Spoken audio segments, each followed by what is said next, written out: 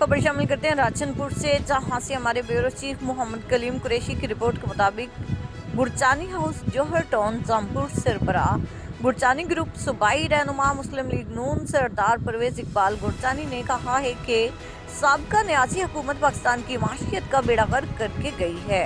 आज अवाम का बुरा हाल है, अवाम जिंदगी से तंग आ चुके हैं, क्योंकि इमरान खान की हुकूमत में अवाम के लिए तो कुछ नहीं किया गया, मगर इमरानी हुकूमत ने अपने वुसरा के खजानों को भर दिया और अवाम को मरने के लिए छोड़ दिया। वो गुज़श्ता रोज हफ्तावार खुली कचहरी में अमादीन इलाकों कारकुनान से गुफ्तगू कर रहे थे।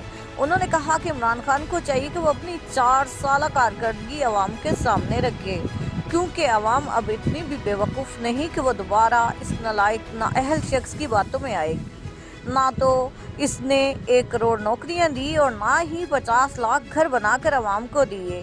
ये शख्स अपने तमाम किए वादों से फिर गया और आज अवाम के सामने रो रो कर उनका इत्मीनान हासिल करने की नाकाम कोशिश कर रहा है, क्योंकि अवाम ने भी अब उस पर अदम इत्मीनान कर दिया।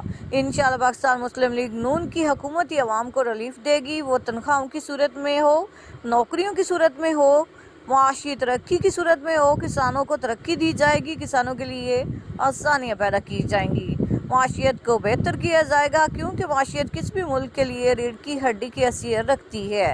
इंशाअल्लाह अवाम की मुश्किलात को हल करेंगे।